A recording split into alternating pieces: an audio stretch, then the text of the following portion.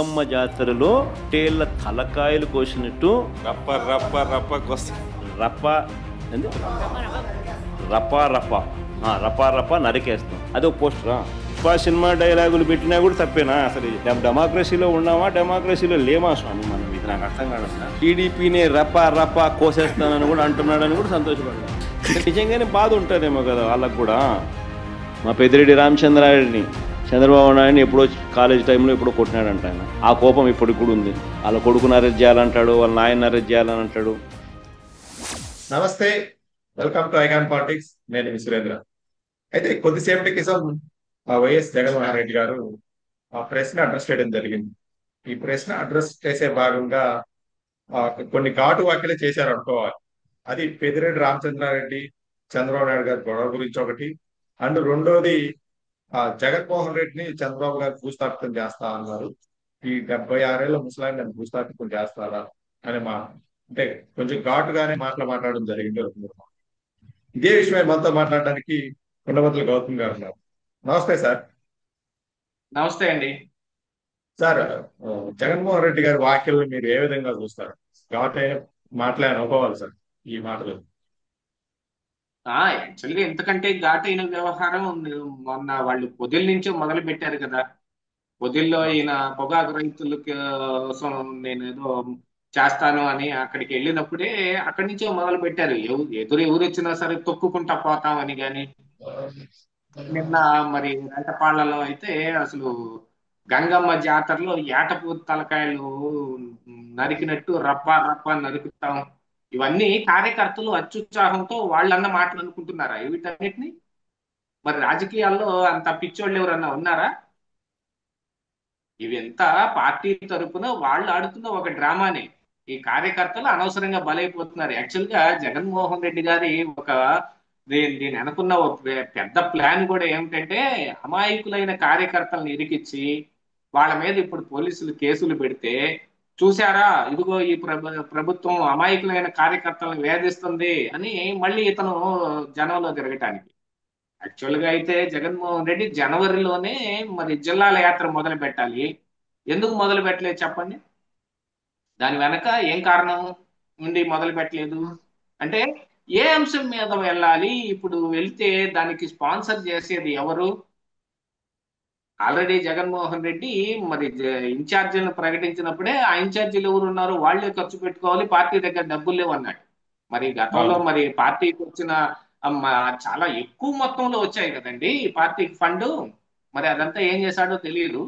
సరే, ఇప్పుడు అది ఉన్నంత మాత్రాన్ని ఖర్చు పెట్టాలనే రూలే ఏం లేదు. కానీ కాకపోతే ఆయన ఆ పార్టీని బలం చేసుకుంటానికో ఆయన ఇప్పుడు ఉన్న కూటమి ప్రభుత్వం మీద కొంత ఇది చూపించడానికో కావలసిన వీటన్నిటిని మరి సమాయత్తం చేసుకోవాలంటే ఇలాంటివే రెచ్చగొట్టడానికే మాట్లాడుతూ ఉంటాడు యాక్చువల్ గా. లేకపోతే పెద్దిరెడ్డి రామచంద్రారెడ్డి మరి చంద్రబాబు నాయుడు గారు ఇద్దరు కలిసి కాలేజీలో చదువుకున్నప్పుడు పెద్దిరెడ్డి చంద్రబాబుని కొట్టాడు అనే ఒక వ్యాఖ్య కూడా వాడు చేశాడు.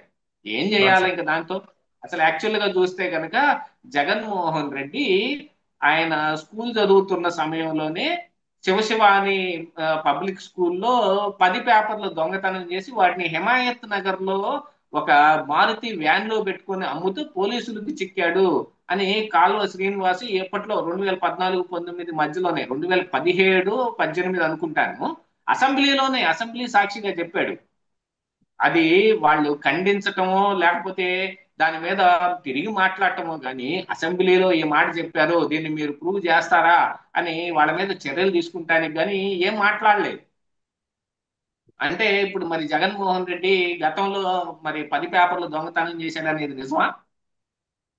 యాక్చువల్ గా మన దగ్గర ఉన్న కొంత సమాచారం ప్రకారంగా అయితే ఈయన చదువుకుంది హైదరాబాద్ పబ్లిక్ స్కూల్లే. అయినా ఈయన చదువుకుంది కానీ చాలా చిన్న వయసులోనే ఈయన 8, యాక్చువల్ గా ఆయన చెప్పిన సమయంలో అనుకుంటే కనుక ఆయన 8-9 చదువుతా ఉండాలి. ఎందుకంటే 10 సంవత్సరాలు వచ్చేటప్పటికి జగన్మోహన్ రెడ్డి 3వ తరగతిలోనే ఉన్నాడు. యాక్చువల్ గా 10 సంవత్సరాల కంటే 5-6కు వచ్చేస్తాడు. ఎందుకంటే 3 సంవత్సరాలకే స్కూల్లో చేర్పిస్తే మరి 3వ తరగతి ఎప్పటికి వస్తారండి? 10 సంవత్సరాలు పట్టుద్దా? అంటే ఈయన కొంచెం లేట్ గానే చదవటం మొదలు పెట్టాడు. అంటే ఇప్పుడు చదువుతున్న దాని ప్రకారం ఏంటంటే 15-16 సంవత్సరాల వయసులోనే జగన్మోహన్ రెడ్డి ఈ శివశివాని పబ్లిక్ స్కూల్లో ఇంకొక ఫ్రెండ్ తో కలిసి పేపర్లు దొంగతనం చేసి వాటిని హిమాయత్ నగర్ లో ఒక మారుతి వ్యాన్ లో పెట్టుకొని అమ్ముతున్నాడు అనేది అభియోగం ఆయన రోజు చేసింది. అసలు యాక్చువల్ గా ఆ మారుతి వ్యాన్ 800 కారు సంథింగ్ ఏదో, ఇది వైఎస్ రాజశేఖర రెడ్డి పేరు మీద రిజిస్టర్ అయి ఉన్న కారు అనేది కూడా అప్పట్లో ఆయన చెప్పాడు. మరి ఇప్పుడు అది నిజం అని అందామా? నిజంగా అప్పట్లోనే పెద్దిరెడ్డి చంద్రబాబు నాయుడు గారి మీద చేయి చేసుకునేంత ఉందా? అప్పట్లో ఏమన్నా ఇప్పుడున్న పెద్దిరెడ్డి కాదు అప్పట్లో. ఇప్పుడున్న పెద్దిరెడ్డి వేరు, అప్పుడున్న పెద్దిరెడ్డి వేరు. యాక్చువల్ గా ఇప్పుడున్న చంద్రబాబు వేరు, అప్పుడున్న చంద్రబాబు వేరు.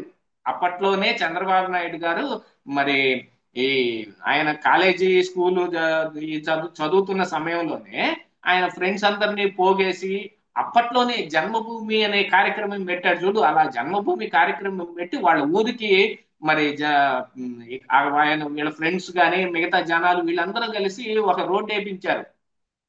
ఆ తరువాత చంద్రబాబు నాయుడు గారు చాలా తొందరగా రాజకీయాల్లోకి వచ్చారు. ఆయన కాంగ్రెస్ పార్టీలోకి వచ్చినప్పుడు ఆయనకి పెద్ద గురువులు ఉన్నారు. ఇప్పుడు గల్లా జయదేవ్ ఉన్నారు కదా, వాళ్ళ తాలూకు ఒక పెద్ద మనిషి మెంటర్ గా చంద్రబాబు నాయుడు గారిని మరి రాజకీయాల్లోకి తీసుకొచ్చారు. అంత గొప్ప చరిత్ర కలిగిన చంద్రబాబు నాయుడు గారిని పెద్దిరెడ్డి రామచంద్రారెడ్డి ఆయన స్కూలు ఆయన కాలేజీ పెద్ద చరిత్రే కాదు. ఆయన చరిత్ర ఎప్పుడయ్యా అంటే ఈ రాజకీయాల్లోకి వచ్చిన తర్వాత, బాగా డబ్బులు వెనకేసుకోవటం మొదలు పెట్టిన తర్వాత, అన్నిట్లోనూ వీటికి ఇందులో ఆయన ఆయన చరిత్ర అక్కడి నుంచి ఎక్కువగా బయటపడటం మొదలుపెట్టింది. కానీ చంద్రబాబు నాయుడు గారిది అట్లా కాదు. చాలా ముందు నుంచే రాజకీయ పరిజ్ఞానం ఉండటం కానీ, రాజకీయాల వైపు ఎక్కువ మొగ్గు చూపటం కానీ, పార్టీలోకి వెళ్ళి మొట్టమొదటిసారి మరి ఆయన సినిమాటోగ్రఫీ శాఖ మొట్టమొదటిసారి వచ్చినప్పుడు మొట్టమొదటి మంత్రి చంద్రబాబు నాయుడు గారు. అంత పెద్ద చరిత్ర కలిగిన ఆయన పెద్దిరెడ్డి కొట్టాడని అంటే నమ్మటానికి కొంచెం హాస్యాస్పదంగానే ఉంటది. అసలైన ఇప్పుడు అది గుర్తు పెట్టుకొని ఒక 70 సంవత్సరాల వయసులో ఇప్పుడు చంద్రబాబు నాయుడు గారు ఈ పనులన్నీ చేయటం మొదలు పెడతారు. ఎప్పుడో నన్ను కొట్టాడు, నన్ను గిల్లాడు కాబట్టి ఇప్పుడు నేను గిచ్చుతాను అనే రకమా చంద్రబాబు నాయుడు గారు? అట్లా ఏంటిది ఏముండదు. జగన్మోహన్ రెడ్డి అంటే ఆయన ఏదో ఒకటి చెబుతా ఉంటాడు. ఆయన చెప్పలేదండి మొన్న, అలాంటిదే ఇప్పుడు కూడా ఆయన ప్రెస్ మీట్ పెట్టి ఏదో ఒకటి మాట్లాడాలి. ఇప్పుడున్న ఈ పిచ్చి కార్యకర్తలు ఉన్నారు, అనవసరంగా బలైపోతున్నారు జగన్మోహన్ రెడ్డి గారి విధానాలకి. నిన్న జరిగిన దాంట్లో కూడా ఇలాంటిది ఒక ప్రభావం ఉంది. ఆ ఫ్లెక్సీలు ఆ కార్యకర్తలు సొంతగా వాళ్ళు తయారు చేయించి తీసుకొచ్చారంటారా? ఎవరన్నా అనగలరా? అవి పార్టీయే తయారు చేయించి వాళ్ళ చేతుల్లో పెట్టింది వాళ్ళు వాళ్ళు ఆడ పట్టుకొని తిరుగుతున్నారు. ఆ నిర్వాహకులు ఎవరైతే ఉన్నారో వాళ్ళు చేసిన పని అది. ఆ పనిలో అనవసరంగా కార్యకర్తలు బలవుతున్నారు. ఇట్లా కార్యకర్తల్ని బలి చేసి ఇదిగో శాంతి భద్రతలు లేవు, కక్ష సాధింపు చర్యలు చేపడుతున్నారు, వైసీపీ కార్యకర్తలను తీసుకెళ్లి అనవసరంగా కొడుతున్నారు, వాళ్ళని చంపేస్తున్నారు అని ఒక దీన్ని క్రియేట్ చేయడానికి జగన్మోహన్ రెడ్డి ఆడుతున్న డ్రామా. దాంతో పాటుగా ఏమిటంటే ఇక ఇది పెద్దిరెడ్డి అంశం అయినా, యాక్చువల్ గా పెద్దిరెడ్డి రామచంద్రారెడ్డి గాని మిథున్ రెడ్డి గాని ఇప్పుడు ఈయన దీనికి భయపడిపోయి ఈ లెక్కర్ స్కామ్ లో యాడ్ ఎదుర్కొంటామని వాళ్ళు ఢిల్లీ చుట్టూ తిరుగుతున్నారు. జగన్మోహన్ రెడ్డి చుట్టూతో తిరగట్లా వాళ్ళు ఏమి ఈ రోజున. ఇప్పుడు పెద్దిరెడ్డిని వచ్చి చెప్పనండి నిజంగా నేను కొట్టానని చెప్పలేడు. మరి ఈ ఈ 76 ఏళ్ల ముసలాయన నన్ను భూస్థాపితం చేస్తాడు అనే మాటకి ఏమంటారు సార్? భూస్థాపితం చేస్తారట అంటే అది జగన్మోహన్ రెడ్డి గారిని ఎవరూ భూస్థాపితం చేయలేదు. ఎందుకంటే ఆ ఛాన్స్ ఆయన వేరే వాళ్ళకి ఇవ్వడం. సొంతగా తనంతటి తానే ఆయనే భూస్థాపితం అయిపోతాడు. వైఎస్ రాజశేఖర రెడ్డి తర్వాత ఆయన అశేషమైన ప్రజాదరణ వచ్చి కాంగ్రెస్ పార్టీలోనే చాలా మందిని ఆయన పోగేసి ఆయన ఒక సొంత దీన్ని పెట్టుకోగలిగిన స్థాయికి వచ్చి ఆ తర్వాత ఆయన సొంతగా పార్టీ పెడితే చాలా మంది రాజీనామాలు చేసి వైసీపీలోకి వచ్చి అందులో కూడా గెలిచారు కొంతమంది. ఆ తరువాత కాంగ్రెస్ పార్టీ ఇక ఈ రాష్ట్ర విభజన అనే కార్యక్రమం పెట్టుకుని భూస్థాపితం అయ్యే సమయానికి ఈయన వైసీపీ పెడితే ఆ కాంగ్రెస్ పార్టీ ఆ పునాదులు ఉంటాయి, ఇవి ఉంటాయి చూడండి, ఆ కూలిపోయిన ఆ శకలాల మీద వైఎస్ఆర్ కాంగ్రెస్ పార్టీని బిల్డ్ చేశాడు. అలాంటి పార్టీ అదే నిలబడదు. ఇక ఎవరో వచ్చి భూస్థాపితం చేసేది ఏముంది. దాంతో పాటుగా ఇప్పుడు జగన్మోహన్ రెడ్డి తీసుకుంటున్న ఈ విధానాలు కానీ, ఇప్పుడు ఆయన వ్యవహరిస్తున్న వ్యవహార శైలి కానీ, గత 5 సంవత్సరాల్లో ఆయన చేసిన పని కానీ, ఆయన చేసిన పనికి కేవలం జగన్మోహన్ రెడ్డి చేసిన ఆ పనికే 11 సీట్లు వచ్చాయి. 11 సీట్లు ఎవరు ఇచ్చారండి? చంద్రబాబు నాయుడు ఆయనకు 11 సార్లే మిగతా నాకు ఇవ్వండి అని తెచ్చుకున్నాడా? ప్రజలు ఇచ్చారు. ప్రజలే భూస్థాపితం చేశారు ఆల్రెడీ. ఇప్పుడు ఆయన భూస్థాపితం అయి ఉన్నాడు.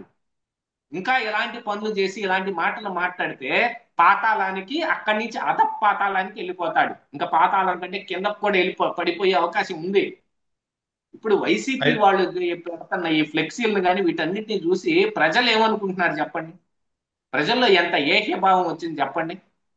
అలా వచ్చిన తర్వాత ఇప్పుడు కొత్తగా ఇప్పుడు జగన్మోహన్ రెడ్డిని చంద్రబాబు నాయుడు గారు వచ్చి భూస్థాపితం చేయ పనిలా, జగన్మోహన్ రెడ్డి గారే తన స్వహస్తాలతో ఆయనే చితి మీద పడుకొని నిప్పట్టించుకున్నట్టే. అంటే సార్, మనం గతంలో కూడా వయసుకు సంబంధించిన మాటలు విన్నాం సార్ జగన్మోహన్ రెడ్డి గారి. ఎందుకని అంటే ఆయన ముసలాయన ఏం చేయలేరు ఈ వయసులో అనే కోవలో మాట్లాడుతున్నారా? అంటే వయసు మీద పడుతుంది కాబట్టి ఏం చేయలేరు అంటున్నారా? అంటే నాతో పాటు ఆయన కూడా ఇంకేం కాదు ఎందుకని. ఇప్పుడు ఈయన వయసుండి ఈయన ఏమి నడక నడిచాడు, ఎంత దూరం నడిచాడో మనం చూసాం. చంద్రబాబు నాయుడు గారు గతంలో ప్రతిపక్షంలో ఉన్నప్పుడు ఆయన పోలీసులు వెళ్ళనీయకుండా అడ్డగిస్తే బిగిన 10 కిలోమీటర్లు నడుచుకుంటే వెళ్ళాడు. జగన్మోహన్ రెడ్డి రోజుకు గోడ నడవలేడు అంత. ఆయన పాదయాత్ర ఇప్పుడు చూశాం కదా, ఆయన నడక ఎంత, ఆయన ఎంత అని. ఏదో శుక్రవారం అటెండ్ అవ్వాలని ఓ పేరు చెప్పుకొని శుక్రవారం వెళ్ళిపోతే శని ఆదివారాలు వదిలేసి మళ్ళీ సోమవారం వచ్చాడు. 2 రోజులు రెస్ట్ తీసుకునేవాడు. ఆయన సోమవారం నుంచి శుక్రవారం దాకా, అంటే కేవలం గురువారం సాయంత్రం దాకే జరిగేది. సోమ మంగళ బుధ గురు 4 రోజులు పాదయాత్ర చేసి 3 రోజులు అక్కడ కోర్టుకి ఏం అటెండ్ అవుతాడో, ఎంతసేపు వెళ్తాడో అది కూడా తెలియదు. రెస్ట్ తీసుకోవటం. ఆ తర్వాత శని ఆదివారాలు రాడు. సోమవారమేగా మళ్ళీ మొదలయ్యేది. ఇలా రెస్ట్ తీసుకొని ఆయన పాదయాత్రలు చేసిన దానికి ఇప్పుడు మళ్ళీ ఇప్పుడు కొత్తగా ఆయన ఏదో ముసలోడు నన్నేం చేస్తాడు. ఈయన ఈయన వయసు పడుచుతనం ఏం కనపడుతుంది అక్కడ? ఈయన పడుచుతనం ఏం కనపడటం లేదు కదా. యాక్చువల్ గా జగన్మోహన్ రెడ్డి గారికే ఓపిక తక్కువ ఉంది, కుర్రాడు అయినప్పటికీ. అంటే కుర్రాడు అన్న ఎంత కుర్రాడులేండి, 50 వచ్చేసేది. Okay sir. ఆయనకి 70. ఓకే పెద్ద సార్ తేడా మీ ఓకే సార్, మీ అభిప్రాయం తెలియజేసినందుకు ధన్యవాదాలు సార్.